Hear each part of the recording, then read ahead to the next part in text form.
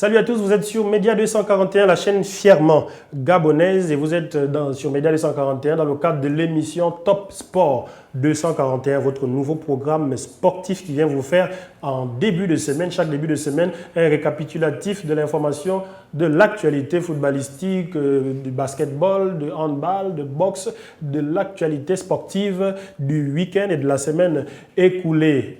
Et dans Top Sport, nous aurons 3 ou 4 rubriques pour vous. Récap foot, récap basket, focus sport et évidemment top gag de la semaine. Évidemment, dans cette dernière rubrique, nous allons trouver un petit gag pour vous, quelque chose qui vous aura amusé, vous aussi chez vous. Peut-être que vous n'avez pas vu une vidéo qui a fait le tour du monde. Il y aura des petites bribes de maraboutage dedans, de petites infos comme ça, des gens qui ratent des buts qui ne doivent normalement pas rater. Alors, récap football, nous allons commencer évidemment à tout seigneur, tout honneur par l'information footballistique du côté du Gabon au 241 et nous allons nous étendre à l'Afrique centrale, à l'Afrique et à l'Europe, l'Occident, au monde. Nous allons parler de Ligue des Champions parce que vous aimez ça, vous aimez la Ligue Europa, vous aimez les grands buteurs, les Messi, les Ronaldo, les Kylian Mbappé, les Erling Haaland.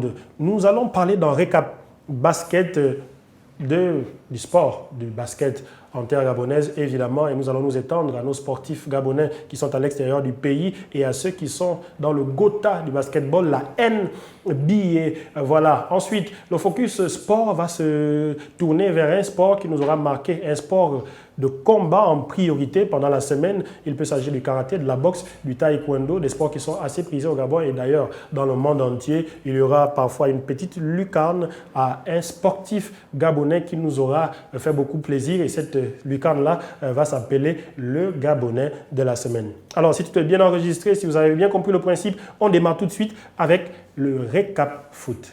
Nous démarrons avec un dossier chaud. Vous l'avez attendu depuis 2017 déjà, mais vous l'avez attendu encore plus longtemps, depuis 2015, une qualification en partant des phases de poule. Le Gabon a obtenu sa qualification, son ticket pour aller au Cameroun en janvier 2022 à la prochaine Coupe d'Afrique des Nations en se débarrassant d'un voisin très proche de la République démocratique du Congo. Une qualification qui n'était plus arrivée depuis l'édition 2015 de la CAN. C'est vrai, en 2017, le Gabon y était, mais le Gabon n'avait pas été qualifié parce que le Gabon était le pays organisateur. Suivant cette qualification de Aaron Boupenda, Pierre-Emerick Aubameyang, Denis Bouanga du côté de Franceville. 3-0, c'est le score au coup de sifflet final de ce combat de fauves mettant aux prises les Panthères du Gabon et les Léopards de République démocratique du Congo, le 25 mars 2021 dernier, au stade Rénovation de Franceville.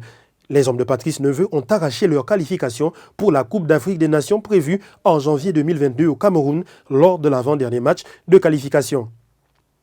Le Gabon se qualifie ainsi pour la 8e fois de son histoire à une phase finale de Coupe d'Afrique des Nations.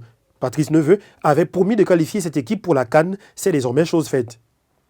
Grâce à un trio d'attaquants performants, les Gabonais ont largement dominé la partie. Aaron Boupenda a ouvert le score en toute fin de première mi-temps, 44e minute, alors que les deux équipes s'apprêtaient à se quitter bons amis, du moins jusqu'au retour des vestiaires.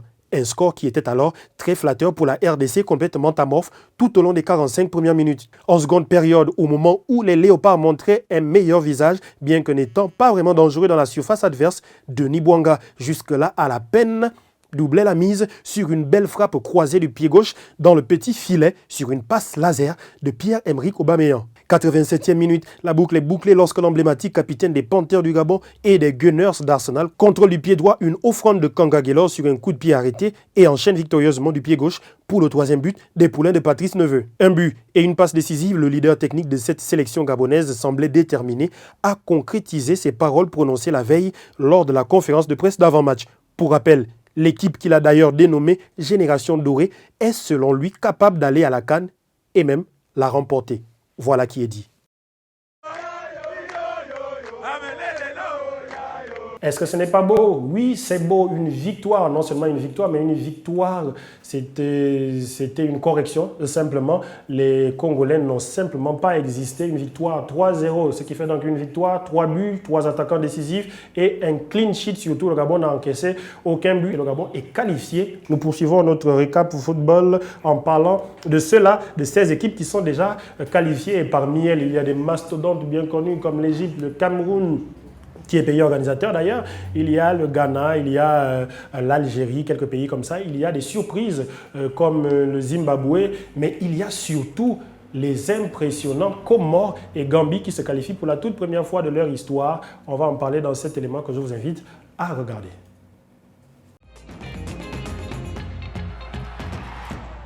14, c'est le nombre de sélections nationales ayant d'ores et déjà obtenu leur qualification pour la prochaine Coupe d'Afrique des Nations prévue se dérouler en janvier 2022 au Cameroun. Parmi ces 14, il y a les évidences. Il s'agit bien sûr des écuries habituées à ces grandes joutes africaines à l'image de l'Égypte, du Sénégal, de l'Algérie championne en titre, du Cameroun et du Ghana. Et il y a aussi celles qui, de manière inattendue, font tout de même figure d'outsiders ces dernières années, telles que le Faso, le Gabon, le Mali, la Guinée et la Tunisie. Et puis, les belles surprises, la Guinée équatoriale et le Zimbabwe devenus de plus en plus régulières. Le point d'orgue de ces 5 journées, c'est bien sûr les qualifications des Comores et de la Gambie qui accèdent toutes les deux pour la première fois de leur histoire à une phase finale de Coupe d'Afrique des Nations avec 9 points obtenus en tout, ce avant l'ultime journée qualificative. Les Comores accèdent donc de façon inédite à une CAN en étant désormais certains de finir au moins deuxième de leur groupe à égalité de points avec l'Égypte dans un groupe où un certain Togo est lui disqualifié. La Gambie, de son côté, est elle aussi deuxième de sa poule et sûre de ne pas faire pire que ce classement, même au terme de la 6e journée qui se profile à l'horizon. 10 points, de même que le Gabon qui s'est défait de la RDC sur le score sans appel de 3-0. A contrario, certaines écuries faisant figure de favoris devront, elles, se débattre jusqu'à la dernière rencontre pour obtenir le précieux sésame et parmi elles, la Côte d'Ivoire, le Maroc, l'Afrique du Sud, le Nigeria et pour ne citer que celle-là. Notons que sur les 24 places disponibles, 10 sont encore à prendre pour la prochaine Coupe d'Afrique des Nations.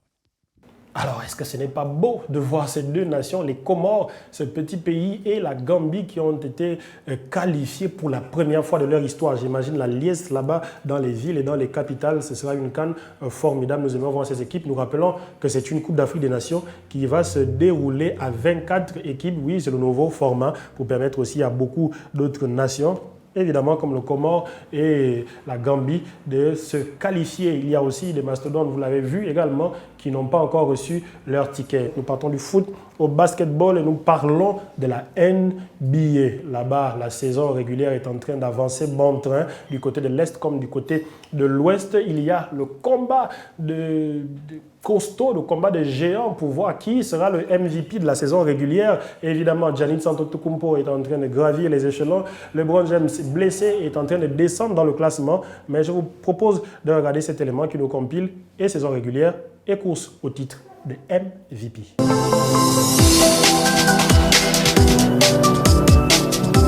La NBA, comme nous le savons, nous livre des performances spectaculaires chaque semaine. Ce week-end, nous avons encore été gâtés par les performances des plus grands athlètes de la balle orange dans la meilleure des ligues de basket au monde. Un récapitulatif de ce week-end de NBA est de mise. Commençons par les news des parquets avant de nous intéresser à l'actualité hors des parquets de la Grande Ligue. Les matchs de la nuit dernière ont offert de bien belles oppositions. D'abord, il y a eu ce match passionnant entre les Suns Phoenix et les Hornets de Charlotte qui a vu les Suns s'imposer au frelon 101-97 après prolongation.